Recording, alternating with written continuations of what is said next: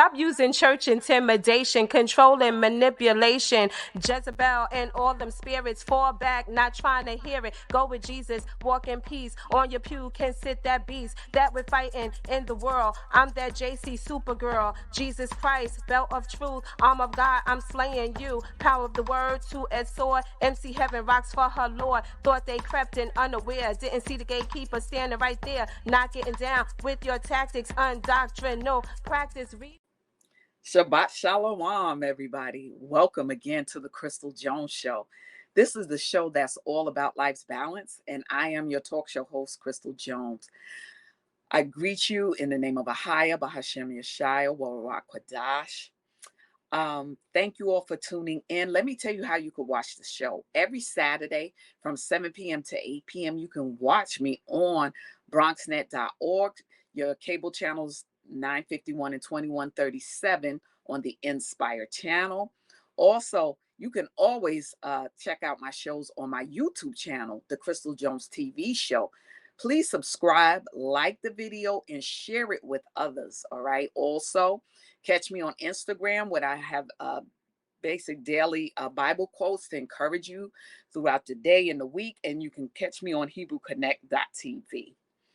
Okay, so the scripture of the day, we are going to go to the book of Jasher, the 54th chapter. The 24th verse. Okay, and we are continuing with the story of Jacob's children with Joseph. We're still on Esau and Jacob because I want people to get an in-depth understanding of the struggle between the two.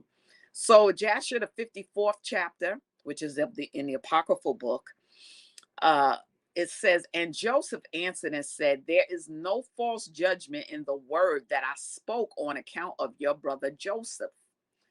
For all of you sold him to the Midianites for 20 pieces of silver. That remind you kind of what they did to Christ? And you all denied it to your father and said unto him, an evil beast has devoured him. Joseph has been torn to pieces. So this scripture, Joseph had been sold into slavery by his brothers, but they thought, they did it. But remember, anything that happens in the earth is because God allows it for whatever reason. We may not understand now, but we definitely will, either in this life or after this life, right? Because some things go beyond this life. But God did it to save them from the famine that was coming to the land at that time. At the time, Joseph was a 17-year-old boy, but he had no idea that he would become the king of Egypt. He had no idea he would be sold into slavery.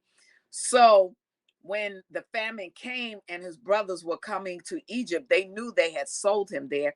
And their father kind of thought, well, maybe there's a chance that Joseph would be alive. He didn't really know that the brothers had sold him.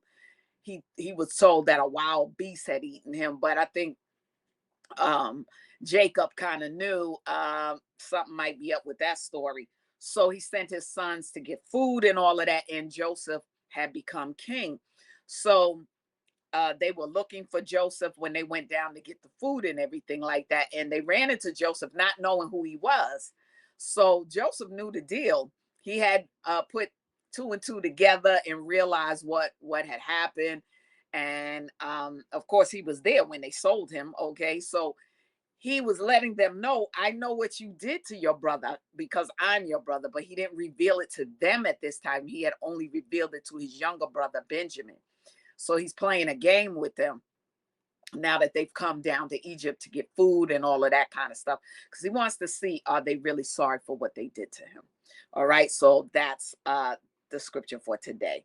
All right. So today's news is that things are, getting pretty bad because there's probably going to be a problem even more so with the gas and oil now, because the countries that supply the gas and whatnot for the cars are talking about shutting that down. All right. And from what we understand, America is trying to get a hold of converters, I guess, so that they can change the cars from gas to electric. So in the midst of that, people are going broke with spending all this money on gas. So you're going to see less cars on the road and whatnot. And we don't know how long it's going to take for them if they can really convert all the cars. So that means there's going to be a problem with the trucks and all of that bringing food in. It's going to be a famine of some sorts. So we keep saying to you all, stock up. They're letting us know. Plus, the videos that you're seeing about the possibility of nuclear warfare. You see the different countries at war with one another, and looks like they're anxious to use nuclear weapons. That could wipe out a whole group of people. All right. So we got to be prepared for all of these things that are amping up in the earth. That will cause famine too. We have a lot of things that can cause famine. So stock up, start growing things. I told you my stuff is growing like crazy, and I'm using to kind of fertilize my stuff. I saw on a video is Epsom salt, and now my stuff is just growing like crazy. Even the corn, everything is starting to come up. So please, everybody, stock up. Start getting, different things. Your dry goods, cereals, whatever it is that you can stock up on dry goods. Rice, Lord, I have so much rice. Beans, canned beans, oatmeal, whatever you can do, and start looking at the videos that show you how to do, electricity without having to tap into the grid. There are different ways that we can, make our own, like ovens and things like that without having a plug in. Because if something goes down with the grid, there will be no electricity. That's the other thing.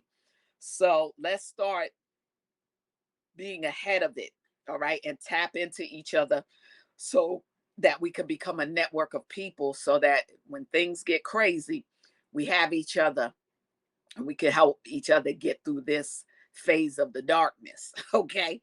So that's the news for today. Stock up. All right. They're letting us know in different ways that this is what's coming. All right. So now we are going to go to our missing youth. All right. Today we have Autumn Tucker. She is missing from Wading River, New York. She is 14 years old. She's a Black female. Her hair color is black. Her eye color is brown. She's about 5 feet 3 inches. She weighs about 235 pounds. All right. She's been missing since July 22nd of this year, 2022. All right. So if you see her, please contact the local police and 1-800-843-5678 or 1-800-THE-LOST. All right.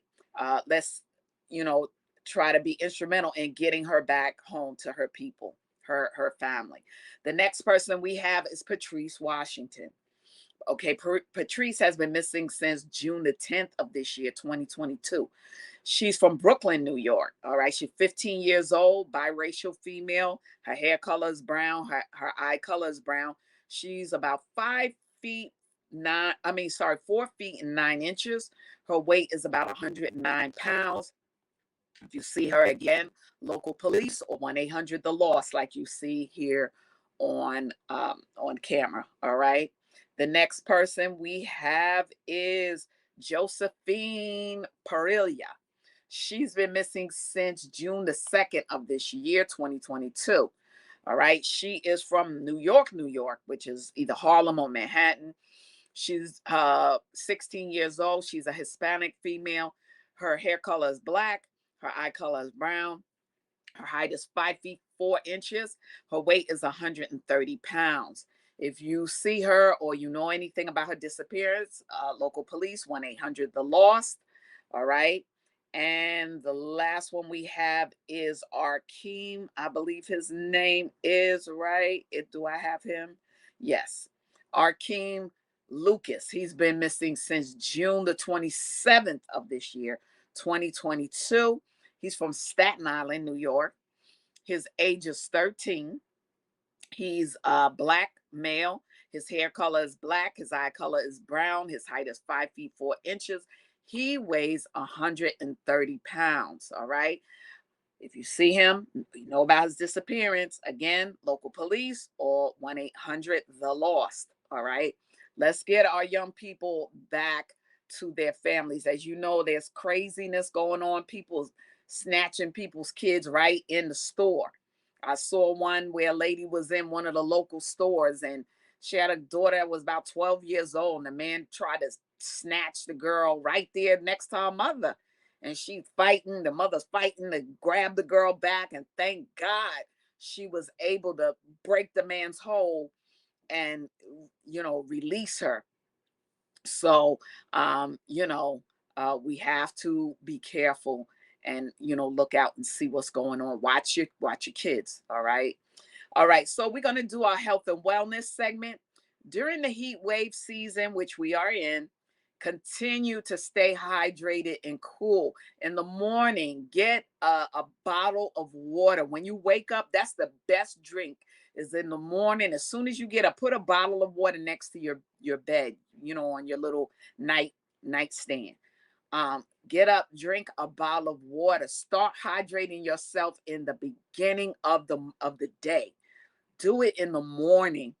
I would even suggest after you get to work, in the morning while getting yourself together at work, drink a bottle of water. Try to drink up to 4 bottles of water per day. Drink a bottle of water at lunchtime. Drink a bottle when you get home because you really need about a gallon per day anyway. That will help you a lot through this hot season, okay? And all of us are getting older, all of us, all right? So we need to keep our bodies hydrated so we're not passing out and carrying on through this heat wave, all right? So stay hydrated, stay cool.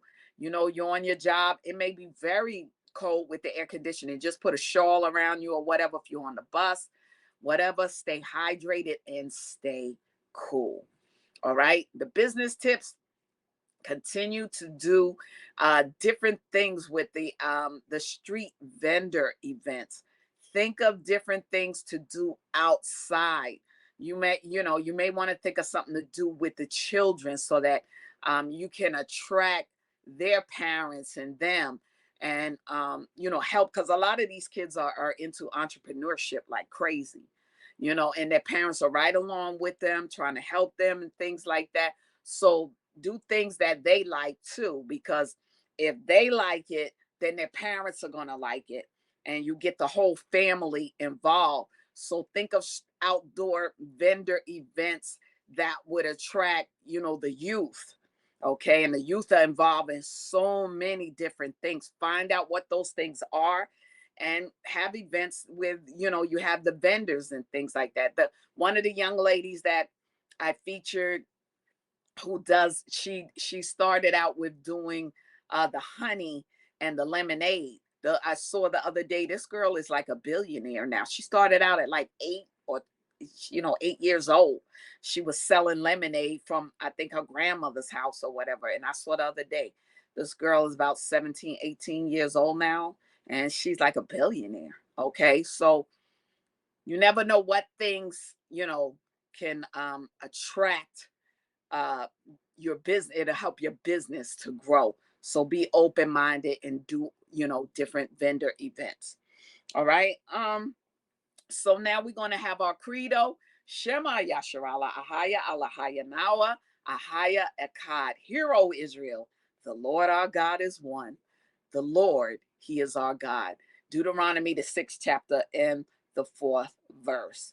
Okay, we're going to get right back into Esau and Jacob. Remember, they're the two twins that were born to Jacob. Okay. I'm sorry, Jacob is the twin. I'm sorry. They're the two boys that were born to Isaac. Isaac is their father. Abraham is Isaac's father. So Abraham was the twins' grandfather and Isaac is their father. Now, Jacob is one of the twins. All right. So Esau is definitely one of the twins too. And I'm showing you through this how, they formed history as we know it. There are a lot of things that were hidden from us so that other agendas could come forward. But I wanted you to see how things actually started. Because when the twins were in the womb, of course, it was prophesied that two nations of people would come through these twins. All right. And that one nation would rule, and then another nation would come and be in rule later. Okay. So, wanted you to see how how we are the Israelites. Okay.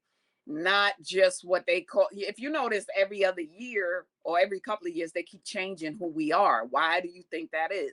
First, we were um, they were calling us the Negroes. Then we were black people. What are black people, right? What are they? That's not a nation, right? And then we were African Americans. How can we be two continents? Come on now, right? And so we were always, they always switching up who we are. Why do you think it is? Because we're the hidden ones. Okay. They didn't want us to know where we came from. They wanted to just throw us in that everybody from that continent is just African.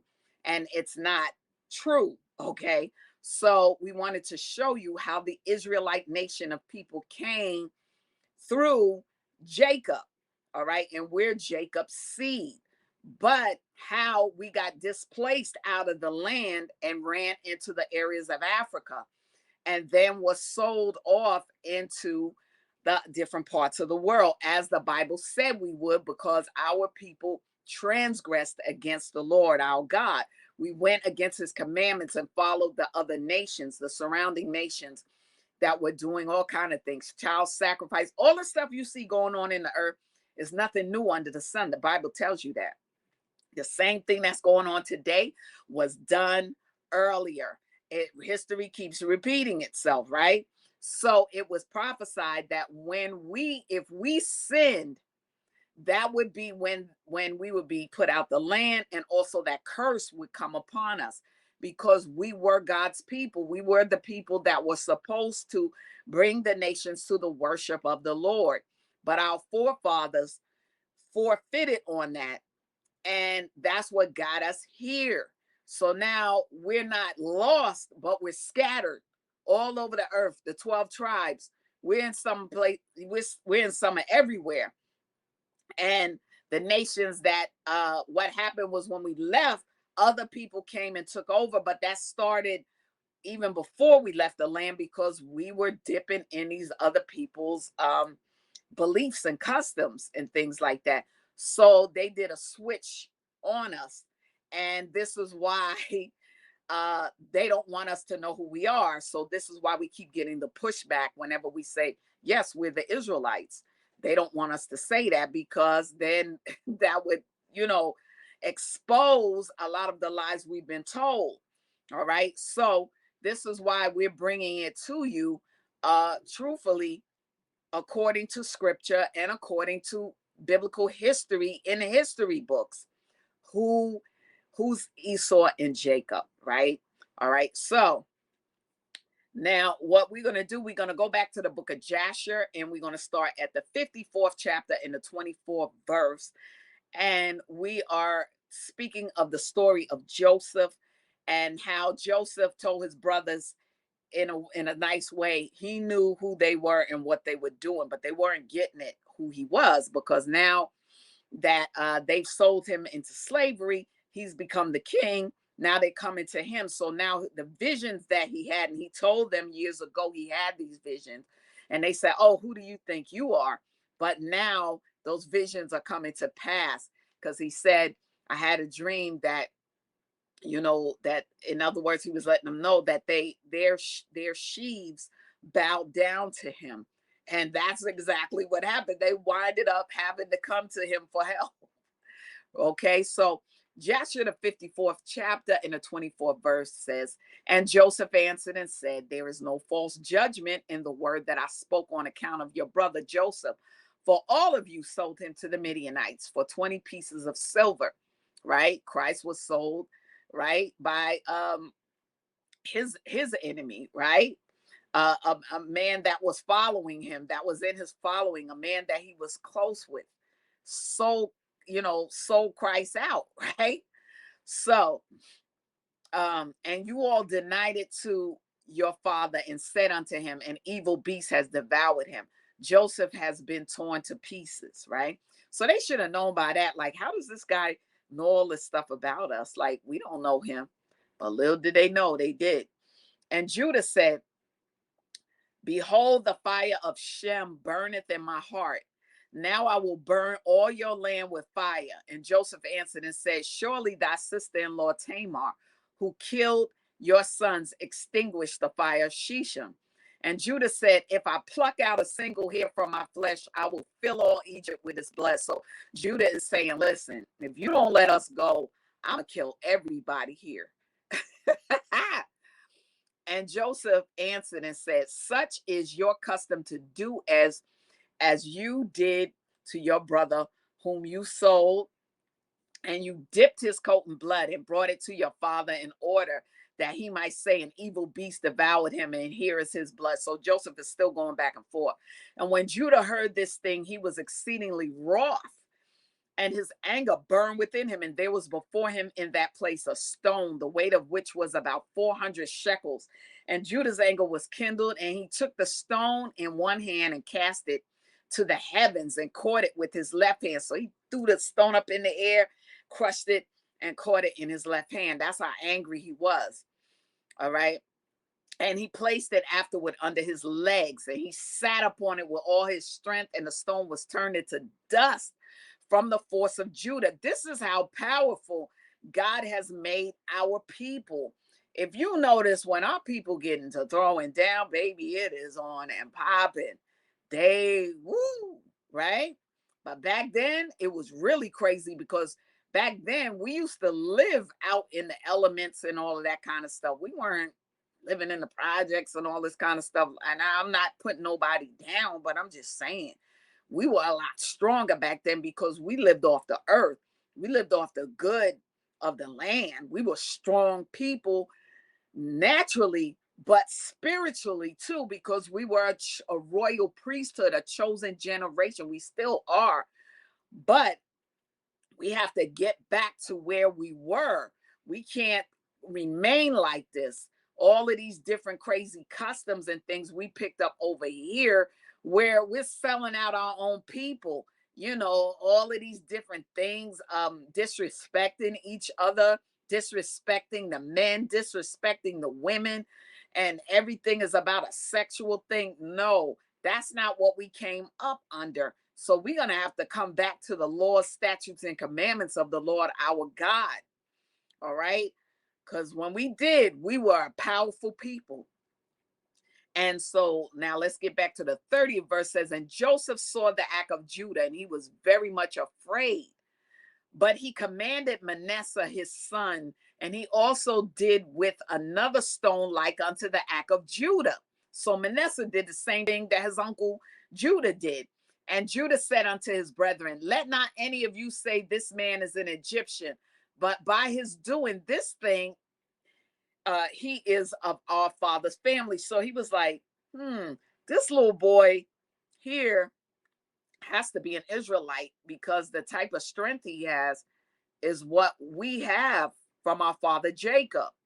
That's how we operate. So he's saying, wow, how is it that this young man has the strength of an Israelite? And Joseph said, not to you only is strength given, for we are also powerful men. So Joseph playing it off like he's Egyptian.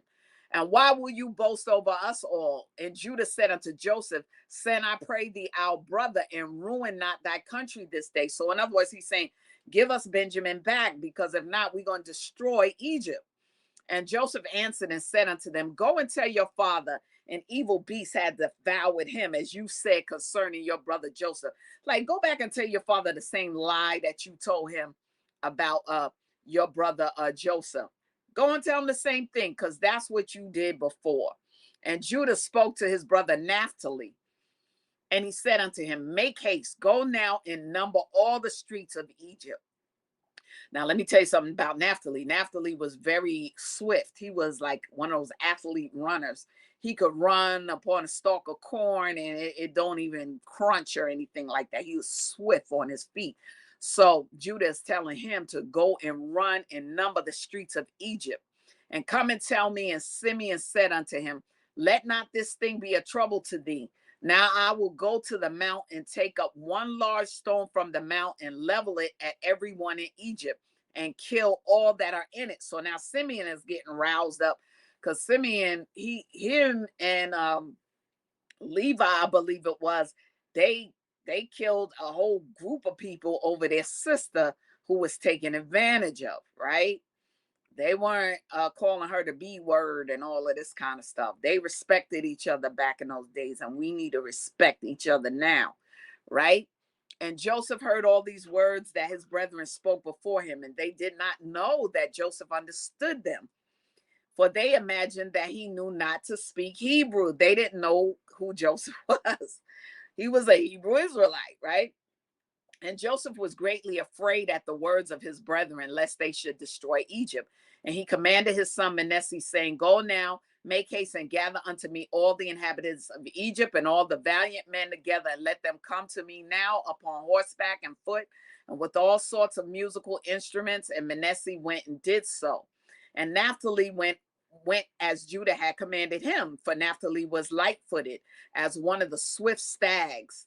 And he would go upon the ears of corn, and they would not break under him. So Naphtali could run, and he was swift. And he went and numbered all the streets of Egypt and found them to be 12, like the 12 tribes of Israel.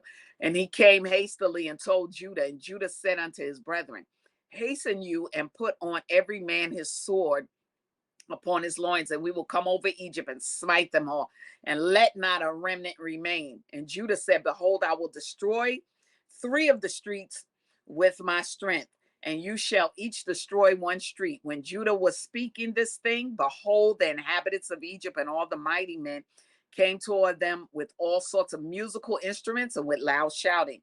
And their number was 500 cavalry and 10,000 infantry and 400 men who could fight without sword or spear, only with their hands and strength. And all the mighty men came with great storming and shouting, and they all surrounded the sons of Jacob and terrified them. And the ground quaked at the sound of their shouting. So now Egypt is surrounding Jacob's children, right? And when the sons of Jacob saw these troops, they were greatly afraid of their lives. And Joseph did so in order to terrify the sons of Jacob, so that they would become like tranquilized. And Judah, seeing some of his brethren terrified, said unto them, why are you afraid while the grace of God is with us? And when Judah saw all the people of Egypt surrounding them at the command of Joseph to terrify them, only Joseph commanded them, saying, do not touch any of them. So Joseph is playing these games. He's saying, look, just surround them, but don't touch them. Judah hastened and drew his sword and uttered a loud, bitter scream and smote his sword. And he sprang upon the ground and still continued to shout against all the people. And when he did this thing, the Lord caused the terror of Judah and his brethren to fall upon the valiant men and all the people that surrounded them. They all fled the sound of the shouting, and they were terrified and fell upon another. And many of them died as they fell, and they all fled from before Judah and his brethren and from before Joseph. And whilst they were fleeing, Judah and his brethren pursued them unto the house of Pharaoh. So you got just these 10 brothers killing thousands of people in Egypt. So it doesn't make the number, it doesn't mean a difference. It's the power of God. If God is for you to win a battle, you will win it. But even if you win that battle, you better make sure you're on the Lord's side, because eventually he's going to require something of you. And if you don't, you're going to go down, right? So many of them died as they fell, and they all fled from before Judah and his brethren and from before Joseph. While they were fleeing, Judah and his brethren pursued them unto the house of Pharaoh, and they all escaped. And Judah again sat before Joseph and roared at him like a lion. That's why the tribe of Judah, if you notice, that emblem, that symbol is a lion. All right. And gave a great and tremendous shriek at him. So Judah roared at Joseph like a lion. And the shriek was heard at a distance, and all the inhabitants of Succoth heard it. And all Egypt quaked at the sound of the shriek, and also the walls of Egypt, all right, and of the land of Goshen fell in from the shaking of the earth. This is how much God was on our side, that he would shake places. This is what we got to get back to, because we're going into a phase of warfare, and we're not going to be, and we wrestle not against flesh and blood.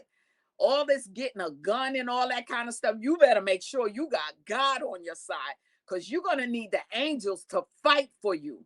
You're not going to need these guns and all of this. I'm not saying don't protect yourself or anything like that, but I'm saying don't depend on these weapons, because the weapons of our warfare are not carnal, but they're mighty through God for the pulling down of strongholds. You're fighting against spirits. All right. So you're going to need God's protection through his angelic beings to fight for us at what's coming in this earth. All right. Because what was done before is going to be done again. Those same spirits of the Nephilim are rising. Pay attention.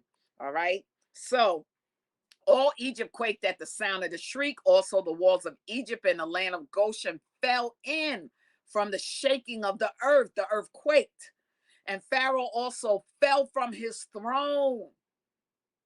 Pharaoh fell from his throne upon the ground. And also all the pregnant women of Egypt and Goshen, they miscarried when they heard the noise of the shaking, for they were terribly afraid. So the Egyptian women miscarried because of Judah and his brethren, and that, Judah shrieked so loud and roared like a lion.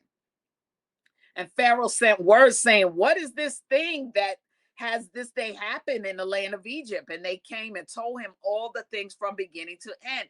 And Pharaoh was alarmed, and he wondered and was greatly afraid. And his fright increased when he heard all these things. And he sent to Joseph saying, listen, dude, thou hast brought unto me the Hebrews to destroy all Egypt. What wilt thou do with that thievish slave? Send him away and let him go with his brethren. In other words, I don't know who this Benjamin dude is, but get him out of here and let us not perish through their evil. Even we, you, and all Egypt. Because up till now, Joseph was playing along with the thing, saying that Benjamin had stole from him and all of that to, he messing with his brothers. And if thou desirest not to do this thing, cast off from thee all my valuable things. Like if you don't want to do what's right by my people, take that robe off and all that and get on up out of here, because I don't have time for this stuff. You trying to kill my people, everybody miscarrying and all of that. You got to bounce, right? So he says, if you don't want to do this, cast off from thee all my valuable things. Go with them to their land, if thou delightest in it, for all the women of Egypt have miscarried through their screams. See what they have done merely by their shouting and speaking. Moreover, if they fight with the sword, they will destroy the land. Like these guys, they ain't no joke. They killing everybody. Now, therefore, choose that which thou desirest, whether with me or the Hebrews. Make up your mind, whether Egypt or the land of the Hebrews, right? And they came and told Joseph all the words of Pharaoh that he had said concerning him. And Joseph was greatly afraid at the words of Pharaoh. And Judah and his brethren was still standing before Joseph, indignant and enraged. And all the sons of Jacob roared at Joseph like the roaring of the sea as its waves. Woo, Lord. And Joseph was greatly afraid of his brethren and on account of Pharaoh. And Joseph sought a pretext to make himself known unto his brethren, lest they should destroy all Egypt. So Joseph was like, okay, let me calm down with my anger.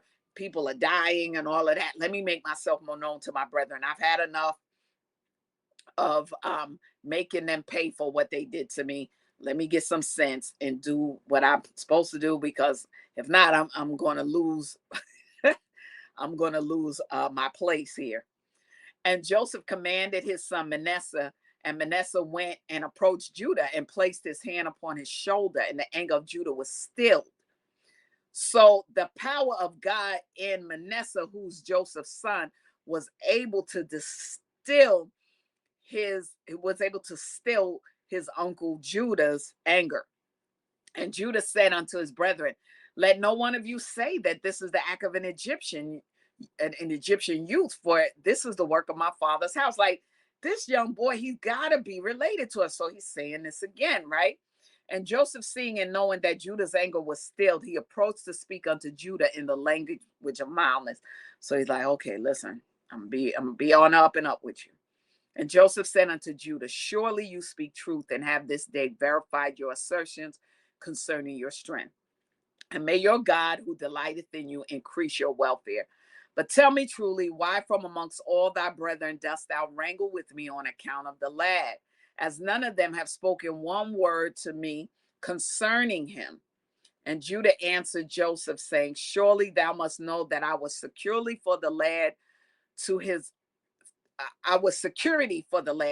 father, saying, if I brought him not unto him, I should bear his blame forever. So Judah saying, if I don't bring my brother Benjamin back, I swore to my father I would do it, or I would be his blame forever. Therefore have I approached thee from amongst all my brethren, for I saw that thou wast unwilling to suffer him to go from thee.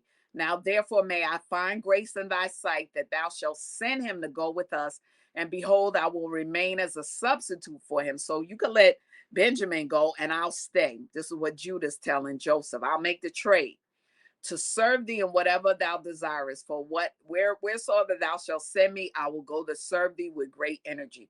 Like, I'll take the rap for it. Send me now to a mighty king who has rebelled against thee, and thou shalt know thou will do unto him and unto his land. Like, send me out as an army against any of your enemies. I'll stay here and be your slave.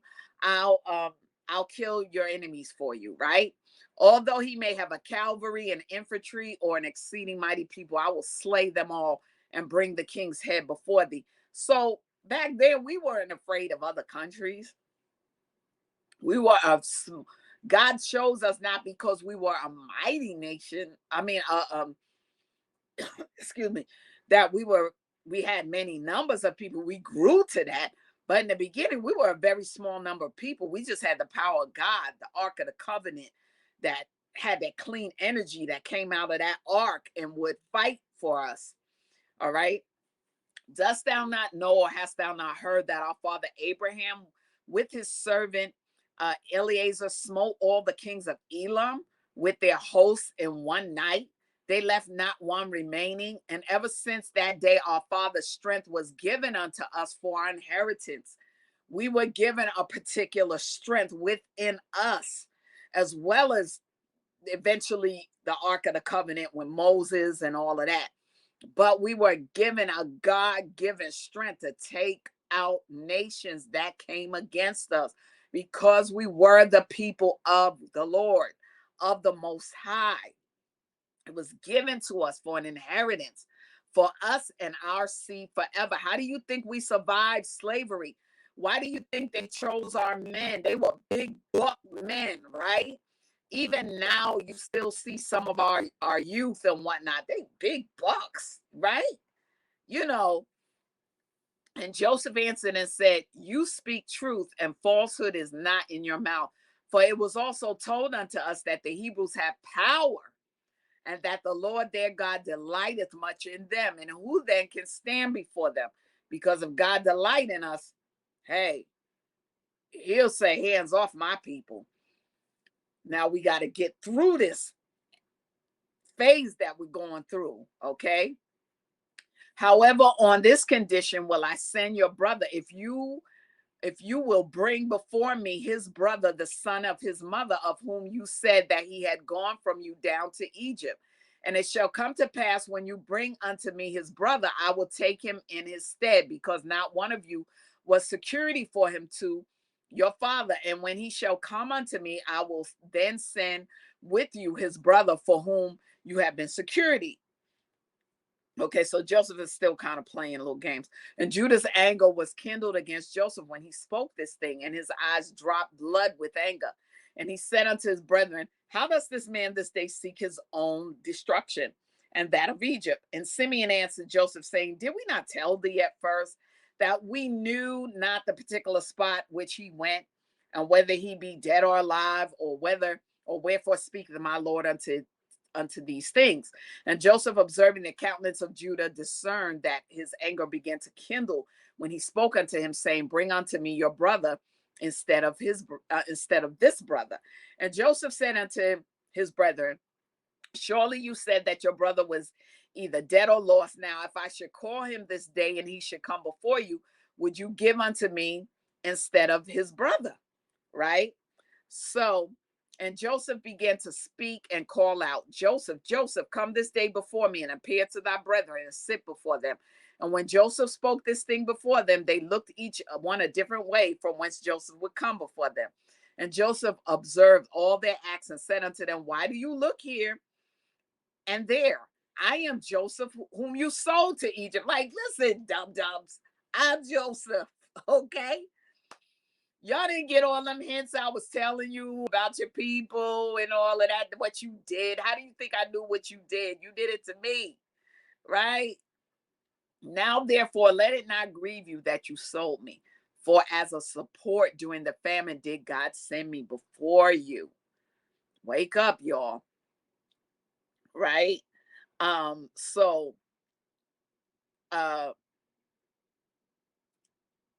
He said, I'm Joseph, who you sold to Egypt. Now, therefore, let it not grieve you that you sold me, because God did this to support you in the famine.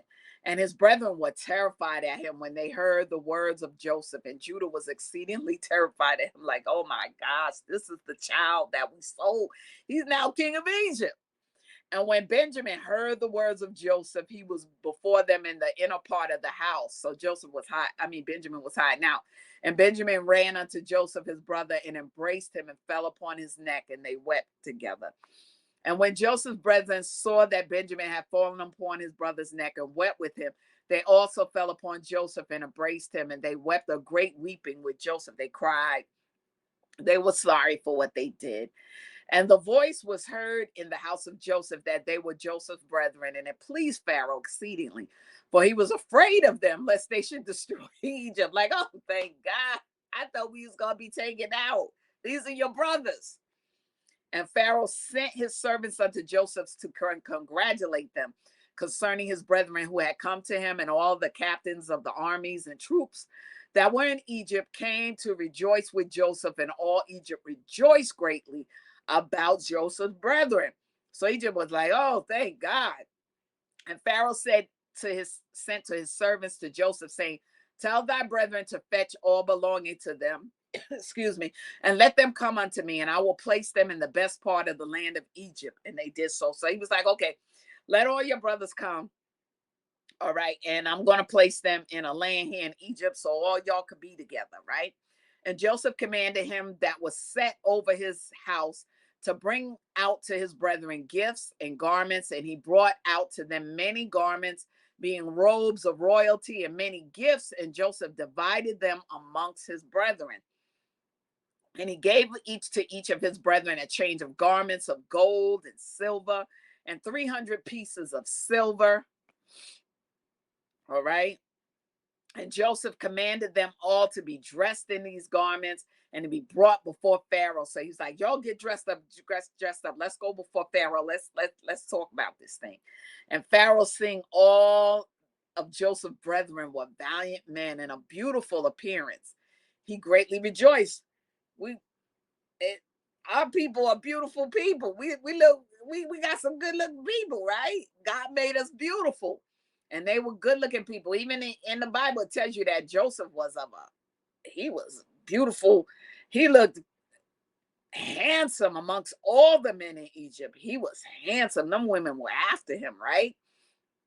So Pharaoh, seeing that Joseph's brethren were valiant men and a beautiful appearance, he greatly rejoiced. And they afterward went out from the presence of Pharaoh to go to the land of Canaan to their father. And their brother Benjamin was with them. So they finally went back to where their father was, Jacob. And Joseph rose up and gave unto them 11 chariots. So Joseph is sending food and stuff like that to let the father know, hey, Dad, I'm alive. I want you to get packed and come back and be with me, and I'm going to watch out for y'all. Also, he filled chariots. So Joseph gave unto them his chariot upon which he rode on the day of his being crowned in Egypt to fetch his father to Egypt. And Joseph sent to all his brothers' children garments according to their numbers and 100 pieces of silver. Okay, to each of them. And he also sent garments to the wives of his brethren from the garments of the king's wives. And he sent them. So Joseph sent all this costly array and everything to the whole family back in Canaan. And he gave unto each of his brethren 10 men to go with them to the land of Canaan to serve them. So Joseph not only sent them wealth, he sent servants along with them to serve his brothers, his father, all of them, to serve the children and all belonging to them in coming to Egypt. Like, go get my whole family, bring them back to Egypt. And Joseph sent by the hand of his brother Benjamin 10 suits of garments for his 10 sons, a portion above the rest of the children of the sons of Jacob, because Joseph and Benjamin had come from Rachel. Rachel was their mother. Remember, there were several mothers amongst Jacob, because Jacob had several wives as they were creating a nation of people, right? And he sent to each 50 pieces of silver, 10 chariots on the account of Pharaoh. And he sent to his father 10 asses laden with all the luxuries of Egypt, right? Bread and nourishment for his father, and to all that were with him, provisions for the road. And he sent to his sister Dinah, the one that had been violated years ago, and the brothers killed nations of people over her. He sent to her silver and gold and frankincense and myrrh and aloes and women's ornaments in great plenty. And he sent the same from the wives of Pharaoh to the wives of Benjamin. Benjamin, again, is his little brother. And he gave unto all his brethren also to their wives all sorts of onyx stones, bdellium. I'm going to check out that bdellium. I ordered some of that, and I understand it's supposed to be a great tea.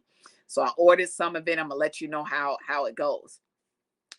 Because I'm seeing bdellium was even Abraham, I think, had that bdellium. I've been interested in that. So I got some. I'm going to check it out. And from all the valuable things amongst the great people of Egypt, nothing of all the costly things was left. But what Joseph sent to his father's household, he sent so much stuff. And he sent his brethren away, and they went, and he sent his brother Benjamin with them. And Joseph went out with them to accompany them on the road unto the borders of Egypt. So he walked them all the way to the borders of Egypt, and then they went to Canaan, right? And he commanded them concerning his father and his household to come to Egypt. Okay, I'm gonna walk y'all out this area of Egypt, and I'm gonna go back because I gotta rule Egypt. But go get my dad and everybody, and bring y'all come back here.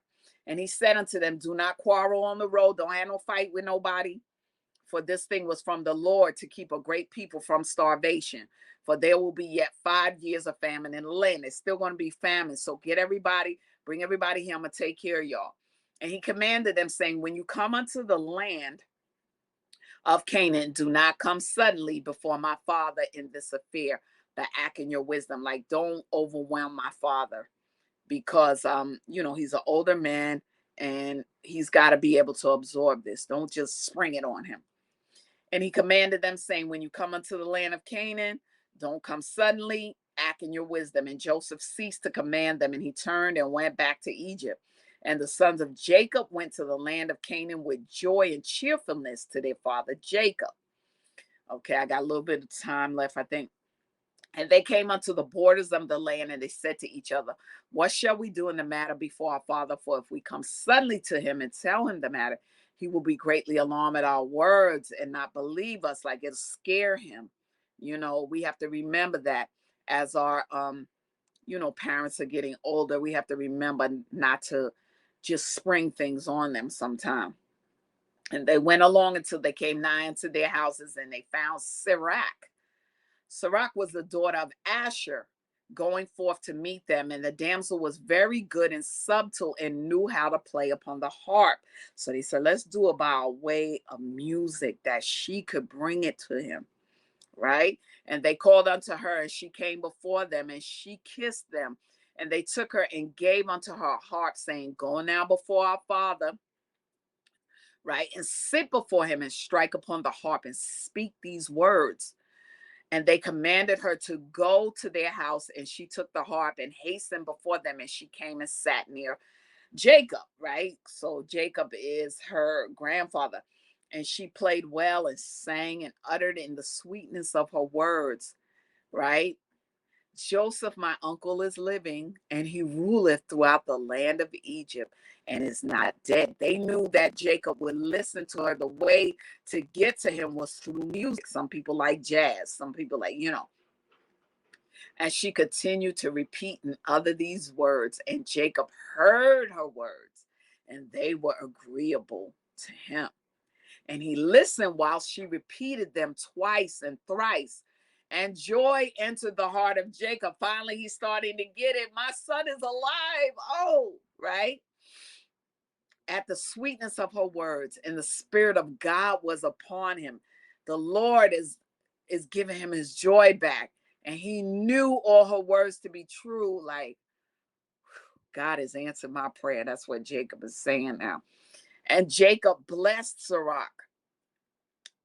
And when she spoke these words before him, and he said unto her, My daughter, may death never prevail over thee, for thou hast revived my spirit. Remember, Jacob was depressed ever since he thought Joseph was dead. So he was depressed some maybe 20 years or so, from the time Joseph was 17 till now. This man is like in his 30s or so, right? So this man was depressed for all these years. So he said, you revived my spirit. His granddaughter played with the harp in the song, and the Spirit of God came upon Jacob, and he was revived. Only speak yet before me as thou hast spoken, for thou hast gladdened me with all thy words. And she continued to sing the songs. Now he's getting it in him. And Jacob listened, and it pleased him, and he rejoiced, and the Spirit of God was upon him.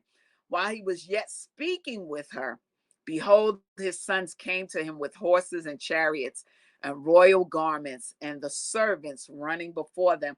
So now this time, while she's, singing, now the brethren are coming with all the things that Joseph sent.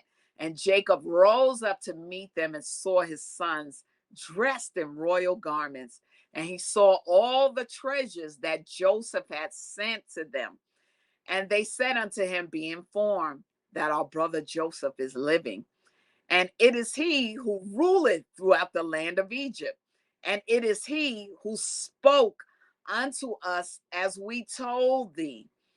And Jacob heard all the words of his sons, and his heart palpitated at their words, for he could not believe them until he saw all that Joseph had given them and what he had sent him, and all the signs which Joseph had spoken unto them.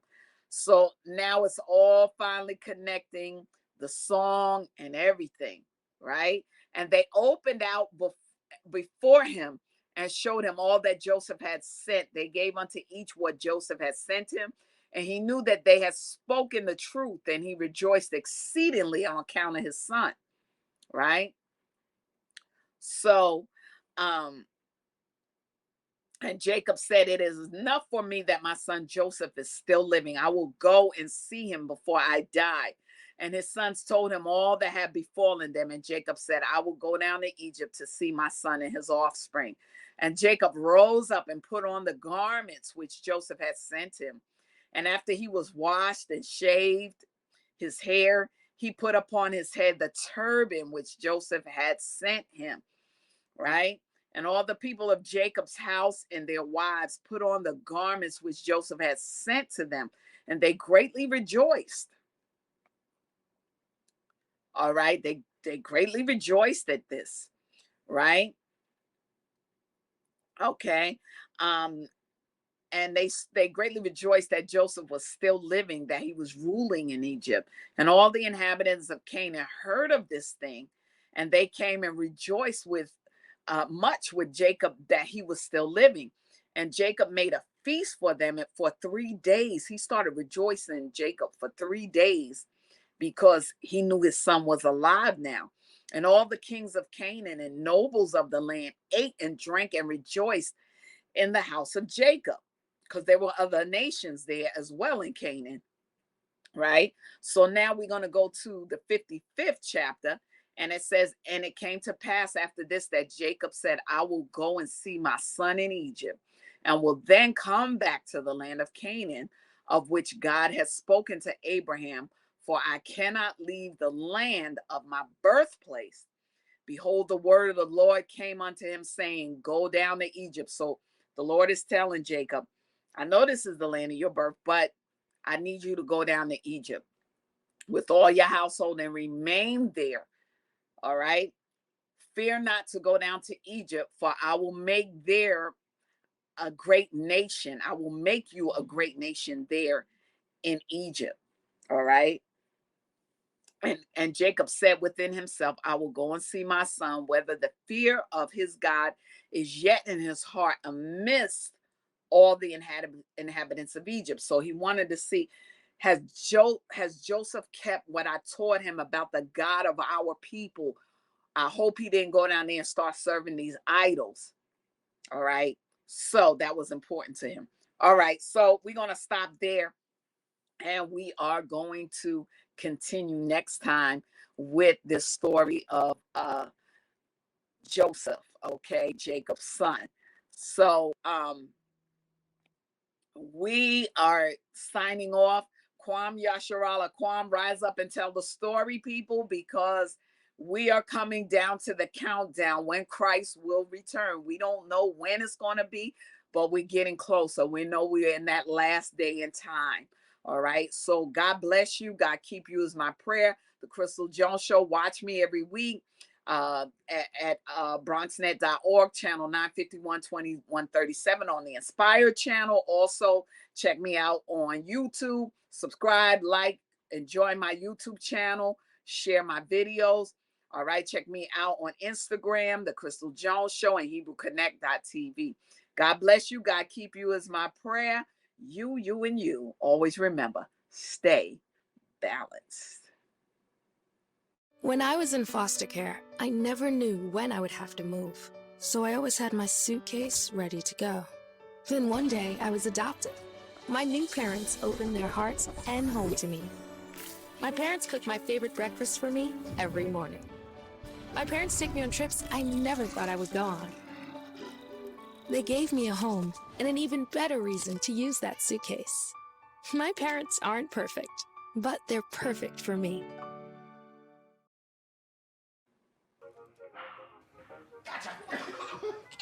I surrender. All right, pal. Get ready for the day, buddy.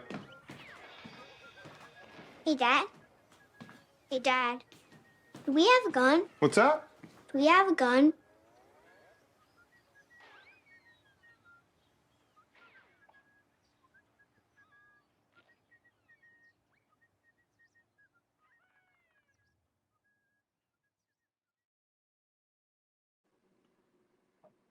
Stop using church intimidation, control and manipulation. Jezebel and all them spirits fall back, not trying to hear it. Go with Jesus, walk in peace. On your pew can sit that beast that we're fighting in the world. I'm that JC Supergirl, Jesus Christ, belt of truth, arm of God, I'm slaying you. Power of the word, two-edged sword. MC Heaven rocks for her Lord. Thought they crept in unaware, didn't see the gatekeeper standing right there, not getting down with your tactics, undoctrinal practice. Read